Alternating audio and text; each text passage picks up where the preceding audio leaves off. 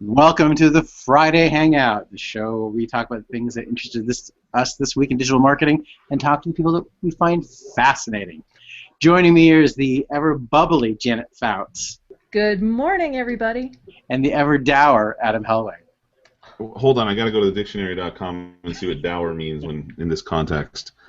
And our special guest, Michael Gruneri, who is actually, I met through a very interesting man, John Greathouse, who's a venture capital and educator and a Wall Street Journal and Forbes writer and all these accolades. And John said, hey, Michael's doing some kind of cool stuff. You should have a chat with him. So we did, and that's what led to today. So Michael, can you tell our audience a little about who you are and what you're, just tell them who you are a little bit.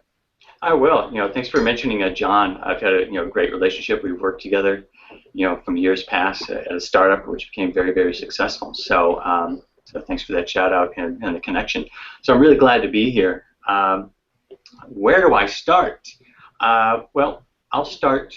I spent 11 years with Citrix Online in Santa Barbara, and basically I was in the marketing department, and my role there was to use radio media as a platform to advertise a lot of the SaaS-based products, which it did to a very high degree of success. So very exciting.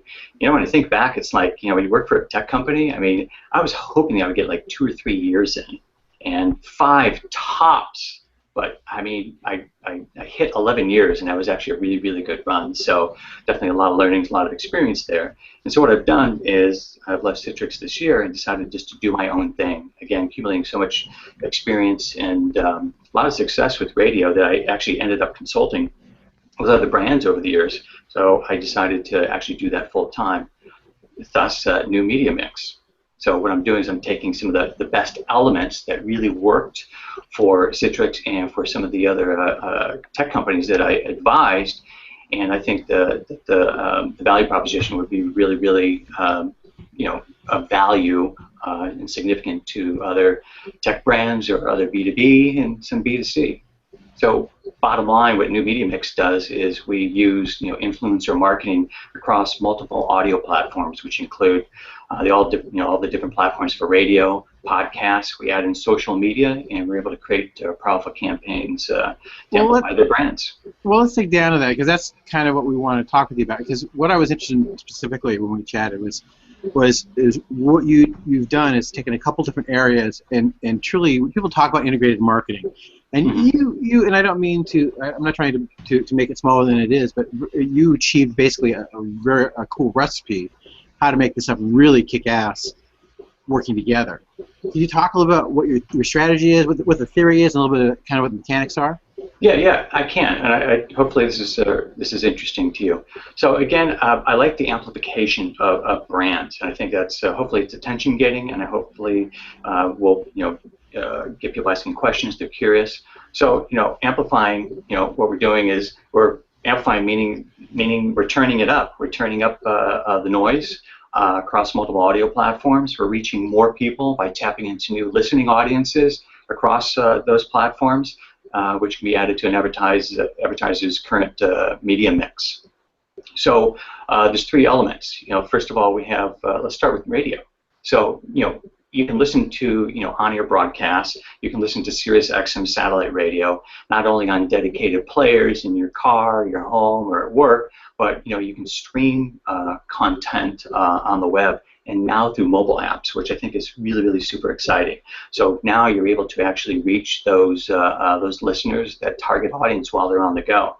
And you also have digital radio like Pandora, Stitcher, Spotify, and a host of others. So I think that's really exciting. So in my eyes, radio continues to be relevant as it refreshes, maybe not reinvent, maybe refreshes itself across new audio platforms. So the second element, podcasts. So the podcast programs, are really cool because they reach a subscriber audience who are loyal, dedicated listeners, and as an advertiser, it's direct and it's very targeted. So these people are who you want to reach. We also know that listening habits have evolved with smart technology, which has really allowed podcast programs to explode.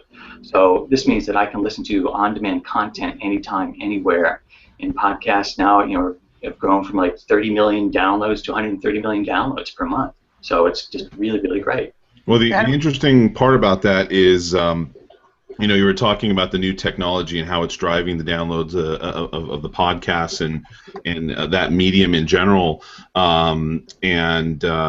Mobile has been a big driver. It's a little bit of an unexpected driver because it's been a long, long time that podcasts have been around, right, Michael? I mean, I'm a long-time podcast listener, and it's easily been 10 or more years that podcasts have been around. People don't even realize that Twitter itself was a podcasting company before it was Twitter. The guys there had Odeo, and they were doing a lot of podcasts and stuff like that as well. And of course, iTunes has had podcasts as part of their offering because audio was a big thing before they started adding a lot of these other things like ebooks and so on. So how have you seen things changing in this sort of more as things have become again more mobile and accessible, where people don't have to plug their devices into their computer and then sync up their podcast files? Now it's as easy as hitting a button or two and saying, "Great, I want to listen to this episode."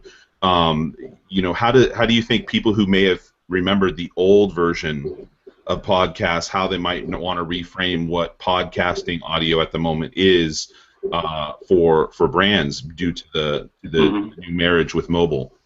Boy, when I think back of when the early days of podcasting and having to sync up your laptop to your main computer and then sync up your MP3 player and download stuff and then just wait forever because we were still on the verge of dial-up going into DSL, and it was just painful actually to download this to get this stuff ready. But back then, it does have a wonderful history. But back then, you have shows that are very topical shows. Not unlike the topical shows like on radio on the weekends, whether they're home improvement shows or they're finance shows or early computer shows.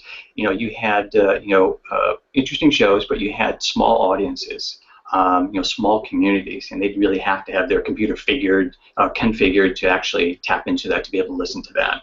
And I think what's happened and why podcasts have exploded is due to the advent of the smart technology era, which is very recent, and I think it really just blew it right up with iTunes and being able to put actually a computer into your hands. We know everything, and this audience knows everything that smart technology does. And likely the speeds of 3G and 4G as well, like you were just saying, right?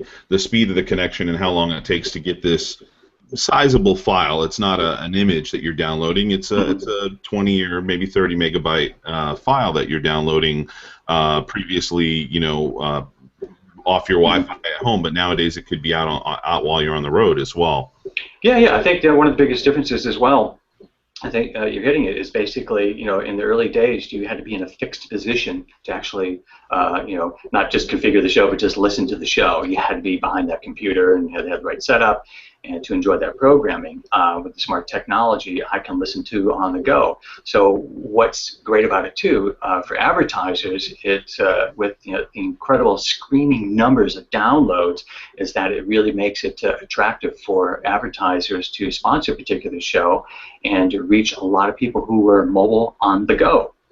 And which is really great with on-demand programming. So what TiVo is to television, podcast is what on-demand is what is to radio, and I think it's revolutionizing it. If I could actually, I would love to dig in a little bit about kind of how you've used social. I mean, because there are multiple pieces here. Can you talk about how you've tied social in, some of the things you've done with social? You've done some interesting things. Some of the stuff is really big kid stuff, but if you could talk about a few things that our listeners can kind of learn from, that'd be great. Sure. So the social element of what we do. So these audio show hosts, are very active on social media, whether it's radio or podcasts, and so they've created their own communities related to the show or their celebrity. And it's where you can vibe. If you follow or you're a friend or you're a fan, you can interact with the show, which is really cool. And people like to be attached to celebrity, and people are actually maybe doing and saying interesting things. So now I believe that the sweet spot And the advantage for a brand to reach its target is through a combination of the radio, podcast, and social, which is what we do at New Media Mix. So, so social. It was really interesting. Well, at Citrix, we were trying to figure out how do we approach social media, which we did figure out. And it doesn't hurt to sign on Chris Brogan to help you understand social media and how to build your community. So that really gave us the advantage. Because when you're thinking about doing it, I guess when I'm thinking about doing it, and you're a marketing person and you're working with sales, you have that sales marketing mindset. So if you think, well, I'm going to go out and do social and build communities, you don't really have the right mindset to do it. So that's why it was really good to bring somebody from the outside so we can understand that. So it's about communing with your community. So what we've done on the radio side, I was trying to figure out a way how can I can get our brand to commune with some of these show host communities, and you have to be really careful about that. So being really thoughtful, it's just like, well, let's find out how we can actually share content in a really meaningful way, engage, and get people to participate and just have fun with it. So for instance, let me give you an example of a couple of things that we've done. So we did a content play with several show hosts on radio podcasts, and what we did is we said, okay, if you had the new GoToMyPC app for your iPad and could work from anywhere in the world, where would it be and why? And we created a particular hashtag so we can follow the conversation. And the show host would actually push this out through the podcast show. It says, give us your response on Twitter. We want to hear your wonderful ideas. So I think what we did is we really tapped into the imagination of people. People are just like, wow, if I can change my work environment by using technology, this would be really cool. I've always wanted to.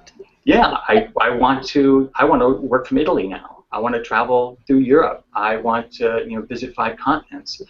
Something the brand really should have. It's sort of a no-brainer with the brand, but until you asked that question and engaged people on social, it wasn't something that people, it sounds like they really actively thought of until suddenly you inspired them with that question, which was definitely on brand for who you guys were working with. It's great, and the responses were just really, wholesome, wonderful. I mean, really great ideas, and maybe inspired people to maybe rethink their work environment. There's this whole movement about the telecommuting and the work shifting. I think Citrix coined the term work shifting. There's the workshifting.com blog, which is really wonderful, a lot of great content.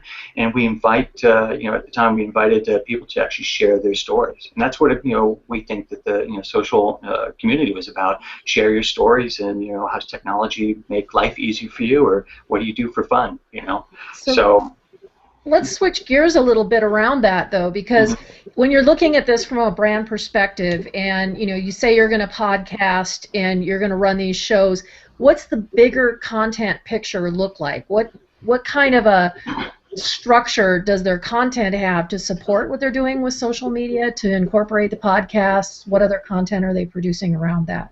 Well, I think they have to have purpose, right, to go into it. I mean, I had to have purpose going into Twitter, and the first time I signed up for Twitter, it didn't have purpose. I was trying to just figure it out, and then I signed out. I'm just like, okay, I'm screwing this up. Everyone wants to be my friend, and I don't know why. Everyone wants to follow me, and I don't know why. So, it starts with purpose. And what is that purpose? How do we want to interact? We don't want to sell. We don't want to promote, but we want to maybe tap into, who are our users? Who is, what kind of lifestyle they have? What do they do? What kind of fun things do they do? What kind of lives do they have?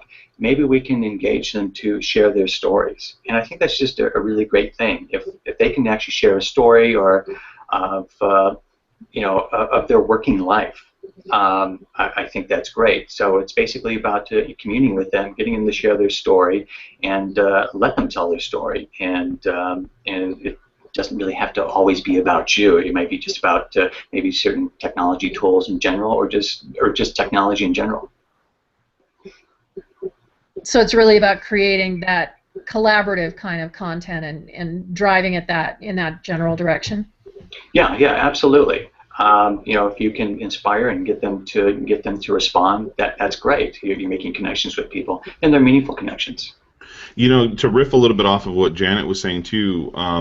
How are there any interesting ways that either some of your clients or other people out there have integrated essentially what is audio content, whether it's in podcast format, whether it's terrestrial radio that happens to be going through. I mean, for instance, our show happens to be not just on iTunes. I don't know if it's still, there was an issue with iTunes recently, but also across multiple channels in the past. You could only have podcast, for the most part, available in iTunes because that's where everybody was looking for things, although there were some offshoot directories where you could put things. But now we've got stuff on Spreaker, we've got content from Spreaker going to iHeartRadio, then there's a lot of these other terrestrial, radio apps and such out there. What are some interesting ways that you've seen your clients or other folks integrate audio content into their greater content marketing mix? Because it really, it's one of the 4 types of content: audio, video, images, and text. So have you seen anybody do anything that was just a little bit out of the box, from just sort of, here's our content, here's our audio, take a listen? So I think it's about when you're engaging these people, it's about maybe tapping into the issues that they might have, problem-solving setups, and being able to say, okay, if you have a problem solution type of setup in your scripting, you're hoping that you can get a majority of people raising their hands so they can identify who they are, and then share a story, share how your product is actually a hero or a solution to something that they're going through, and so you want to be able to identify with them. And if you just put out an ad to say, we do this and we do that and we're great and we have all these benefits, and if you come to us, we'll make your life better and this is how much it costs. But if you really understand who you're trying to reach, and I think one of the key things in audio messaging is a personalized messaging. Are you really talking to me, almost like one-on-one? Are you really, know who I am? Can you actually address some of my needs, my issues, some of the things that I need to make my life or better? And I think we've done that successfully. I think when we started off in radio, we were just doing canned spots, saying, "Oh, this product's really great, and you'll love it, and you should try it out for free for a period, and then become our paying customer, basically." But then we started actually, being able to have more of a content approach of like, okay, we understand that you might be going through this, or this might be an issue, and we think that we can help solve that, and then together we can actually help you. So basically, what I'm getting at is, creating personalized messages. So, Adam, do you have a question? Well, yeah, just my quick question, because as we titled the topic of this, amplifying your brand using podcasts and social media, and so I'm interested, Michael. Do you look at it from both directions? You alluded to this at least just briefly earlier on, where brands can amplify themselves by either producing, what's your philosophy, by producing podcasts or by partnering with those who are already passionately creating podcasts themselves as, say, a sponsor for a number of episodes? Citrix can be producing a podcast around work shifting, or they could find professional podcasts are talking about professional things or work shifting in some sense already, productivity, whatever the case may be, and partner with them to either sponsor a topic or have commercials within that. Yeah. What is your philosophy on the way that brands could be using podcasts to amplify?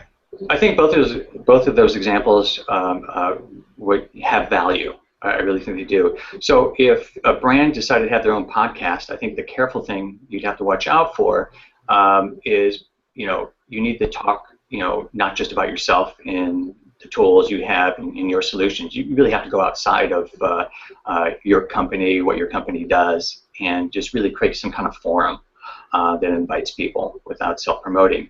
And I think that you can do that, and I think it's specific and very focused, can be focused content.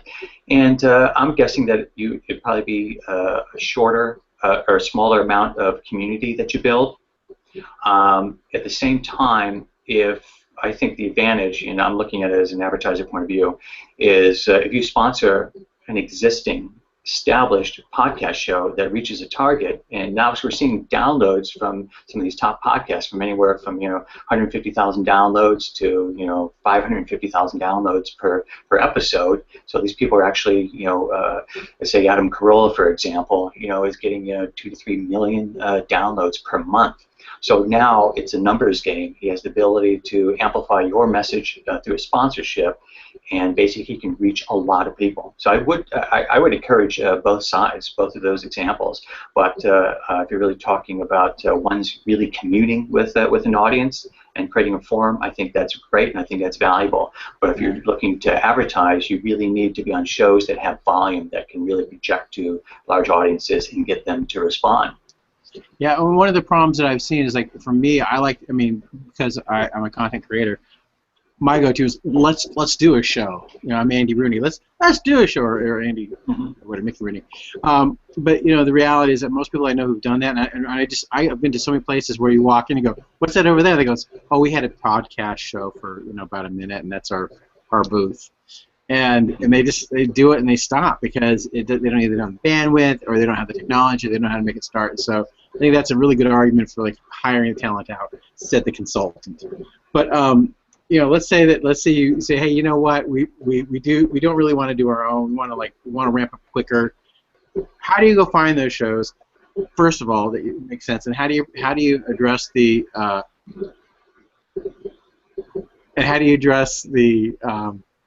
how do you reach out to the producers? Right. So since I've been doing this for several years, I'm familiar with a lot of shows that are out there, and there's a lot of new shows that are coming on board. And I think it's hard to go to hundreds of individual shows. So now you're seeing some netcasts that'll have several shows per netcast. So that allows you to buy across the platform. A really good example is Leo Laporte. And he has a podcast network called Twit Netcast. And for the audience, Twit stands for This Week in Technology. So he has a plethora of shows, I think about 30 shows at any given time, that talk about different aspects of technology. The tech news today, or Android, or all about Android, or all about the iPad, or all about iOS. And so now you have the ability, as dedicated audiences, you have the ability to tap into that network and be on any of those 30 shows, depending on that particular target that you're trying to reach. And there's other podcast networks, as we call netcasts, that are out there as well. So and it's also good to go to iTunes and look at some of the top 10, top 20, top 50 podcasts that are business focused, or they could be just entertainment focused, or they could be health and medical focused. So you can get an idea of the ranking. I mean, because that's a really good place to go to see ranking of shows. Who are the most popular shows per category for podcasts, and it'll give you an idea. So I'm actually curious. Do you have any thoughts before we move on to our next segment? I'm just curious, in terms of, if you do have a podcast, and you want to increase viewership, is there anything that you've seen that really helps a podcast to grow? You know what? Some of the successful podcasts that really have the big followings are people who are in entertainment. And I think it's another reason why podcasts have blown up too. You have people who are former TV stars. Well, I shouldn't say former. TV celebs. Some of them are former. Well, the former celebs you're seeing on Dancing on the Stars. But currently looking for new opportunities. I'm still out there, people who are in TV celebrities and radio celebrities. They're leveraging actually their communities, or their followers, or their fans to their podcast show. But what if you don't have celebrity? What if you have to block and tackle, slug your way up? Well, there's people like Chris Brogan or Brian Solis, who are authors, and the people that we know in the social media sphere. And they're out there writing books, they're promoting books, they're going to conventions, they're speaking, they're at South by Southwest, they're at Misfits.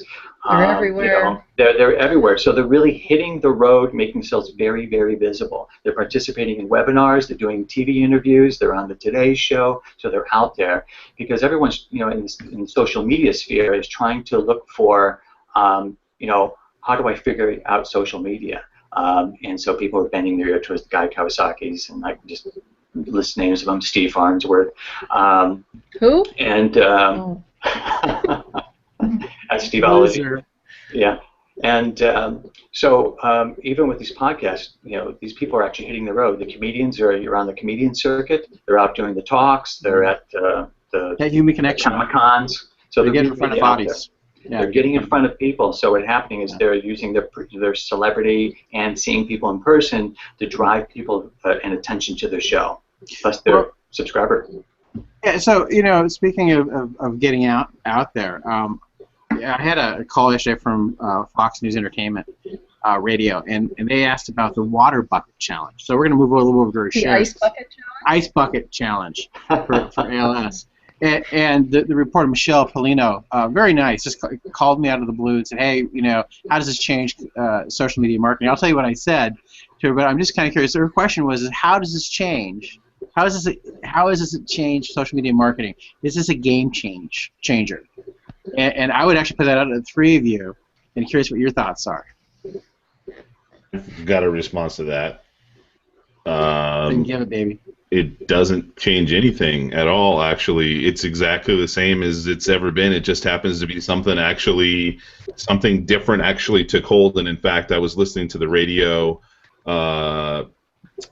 I don't know, a couple days ago when they're starting to talk about it all over the radio because it's this phenomenon and everything, and they've got guys on there, experts saying, experts like Steve saying like, okay, so what? I mean, this was like a professor at one of the universities of marketing. This is how it's going to do this, and to make something viral and this, that, and the other. The bottom line is it was one thing that took off. 100 other organizations are going to try to copy it. If they do a great job, somebody might take off and do a great job and make it happen. But it really is a crapshoot in a way. They didn't know it was going to take off this way. It has nothing to do with some secret formula that these guys ended up thinking of. It wasn't actually ALS that did it.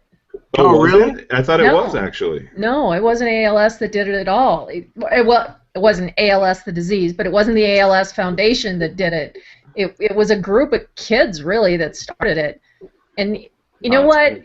Bottom line, Beth Kanter did a really nice piece on it in NPR, and she said something I totally agree with, and that's that, okay, last year they raised $1 million during this time period. As of today, they've raised $31 million. Oh, so that was only a week ago. It's doubled in the last week. It's actually in the 40s now. It's at 42 as of yesterday. It's insane. So, is it duplicable? Probably not. But really, the other thing that she said that I thought was really smart is that right now we are in such a negative time space. There's so many things going on. There's Ferguson, there's wars, there's people committing suicide, there's all this stuff going on.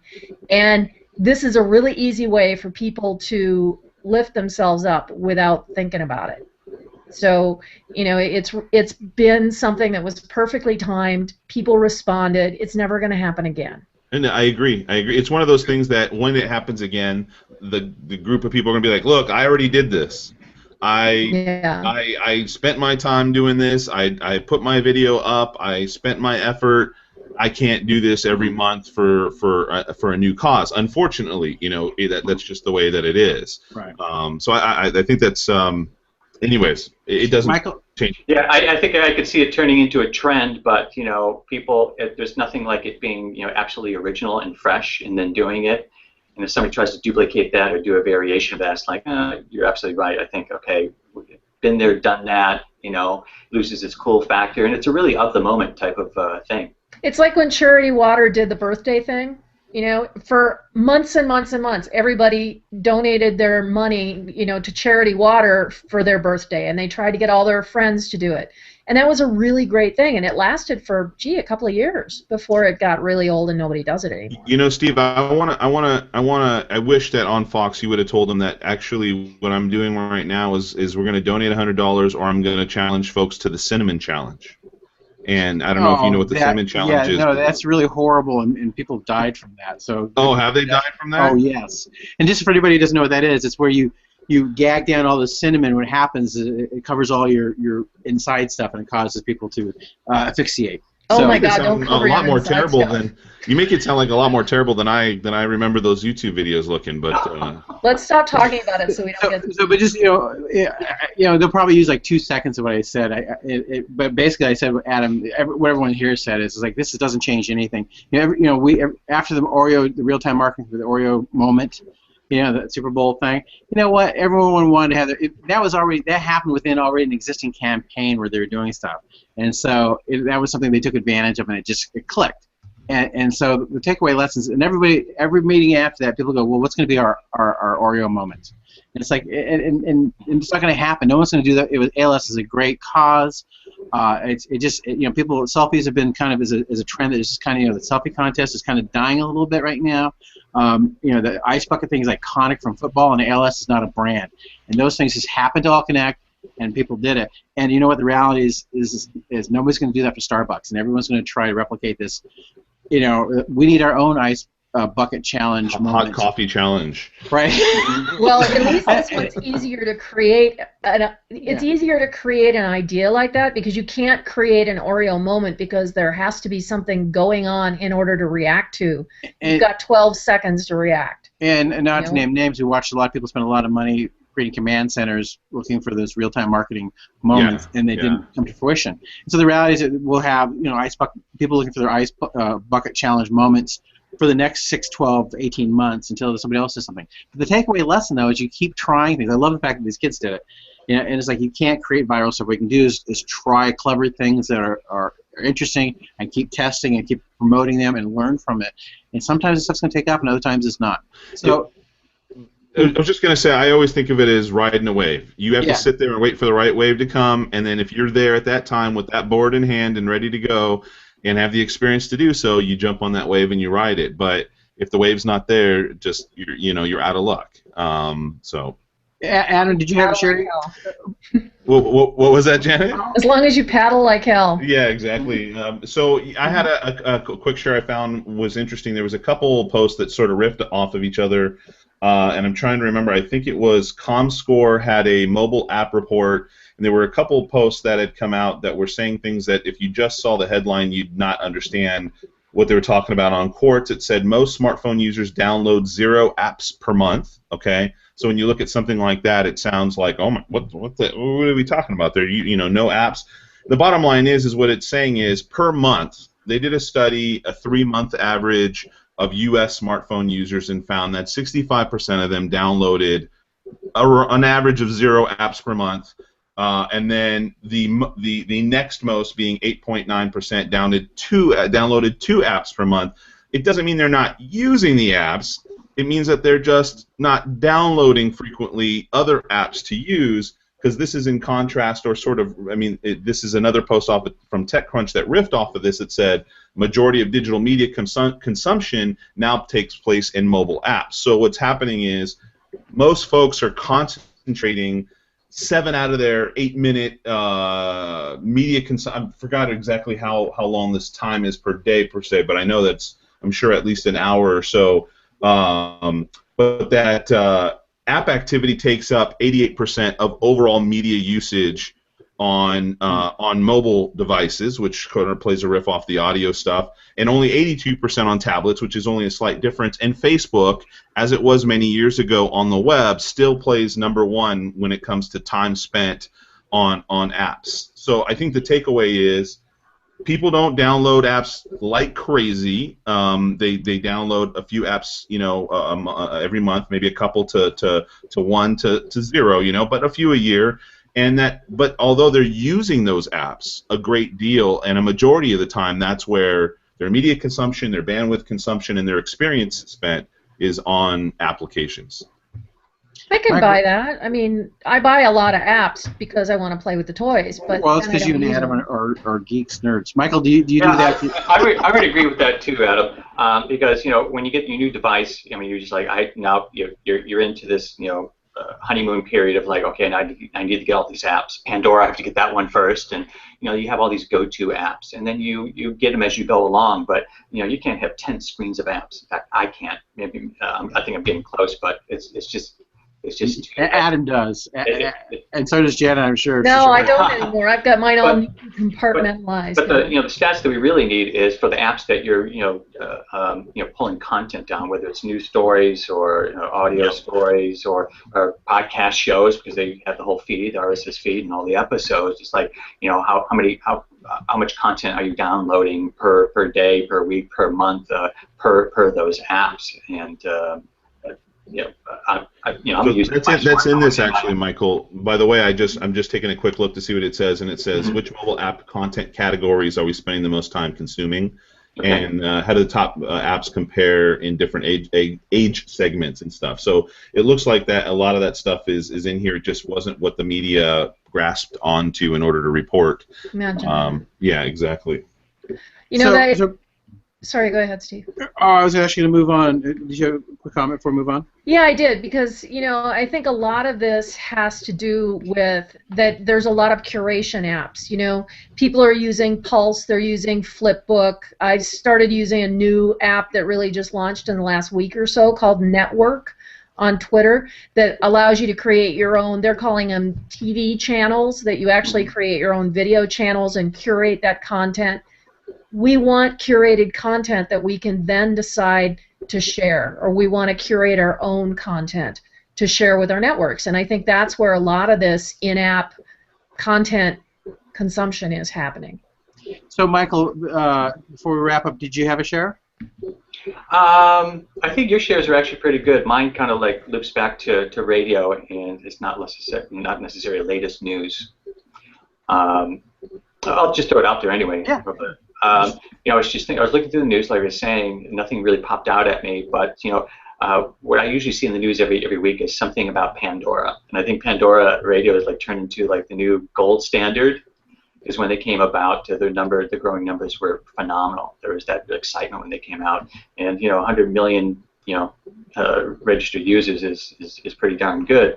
So now any competitive that comes up, whether it was satellite radio back in the past, is like compared. They're going to take out Pandora. Spotify comes to the U.S. Is Spotify going to take out Pandora, or any of these other new platforms? There's podcasts going head to head, and I think one of the things that I realized today is that there's really nobody taking anyone out. It's just providing the consumer with more choices, because I'm finding that people are still listening to radio. I'm still listening to a little bit of Spotify, and then they also listen to Pandora, and I still have time to listen to some of my favorite podcasts. So they just have those choices. Well, and it is actually new, because YouTube just announced they're going to be charging for their channels. So, they're going to be doing, basically taking, is it Google Play was the old version, now it's going to be a YouTube version for music. And Amazon's got their music channel. So, everybody's... Even SoundCloud just announced that they're opening up a partner platform, so they're going to start allowing people to make money off of having content on SoundCloud as well. Mm-hmm. So this monetization of audio and of course video with the partners on YouTube and such, the audio part is finally starting to happen a little bit, where in the past you were sort of reliant on taking care of that yourself. So I'm going to move on to shares, our last thing before we wrap up here, and my share is actually an article called "The Circle of Power: The Top CMO Influencers," and it's by Neet Alani Halfon. I'm sure I've ruined her name. That's 3 times fast. I know, but it actually has some pretty interesting folks. It's got it talks about, basically they took the top one. Like Ken Helfman has a great list, which I should try to find and share too, with the top 100 CMOs on Twitter, and it kind of rates people rates people who the most CMOs follow. So are you on the list, Steve? Well. Guy Kawasaki's on there, Mobilizer's on there. Steve? Guy's on there, Steve's on there. Okay. Steve, are you on the list? Some technologists on there. Answers. Jeff Bulis is on that. Jay Bear. Is Bueller on it? Is who? Sorry. Never mind. Bueller. Bueller. So it's an interesting list, and it's actually there are a couple parts of it, so it's actually worth kind of checking out. There are a couple people I didn't follow on the list. Ray Saucer, who's on there, and so I'm sort of following him. Some other folks too, but cool. It's a great list. Anyway, that's those links will be on our the FridayHangout.com. We have so just so people just wrap up here, Michael, if people want to know more about you or New Media Mix, where can they go? Check me out on Twitter. Hopefully I'm throwing out some really interesting things. I'm at Michael Guar. And for anybody who's looking to get on radio podcasts or do some social, that combination, go to newmediamix.com. That's numediamix.com, and give us a call, contact us. And Adam, if someone wants to find your pretty face, where can they go? To the NSA database records. Oh no, that's not what you meant. Secretsushi.com or Secret Sushi on any platform. You'll find me. And Adam, wow, Janet. Yes, Steve. Yes, Steve. Everyone knows that you are certifiably awesome, as your little Chiron does say. It does. But where else can they find you? I have a Chiron. I didn't even know. Second word for the dictionary today. Everybody can find me at jfouts pretty much everywhere, or on my blog at janetfouts.com. And a couple things, and I'm Steve Farnes. You can find me at stevefarnes.wordpress.com, and you can also find me at Steveology on Twitter. But more importantly, we now have the Friday Hangout has a iOS and an Android app to follow the show, and we're going to be adding that to the page. And also, we're going to be doing a new thing on our page where you can follow the blogs of all the hosts here on the show. Subscribe to that. And I think that's it for the day. We love you. Catch us on the Friday Hangout every Friday. Watch us on YouTube, Spreaker, iHeartRadio, and guess that's it for Download those apps, people. Download those apps. We love your faces, and we will see you again next week. Thank you, everyone, for joining us. Thanks, everybody. Thank you.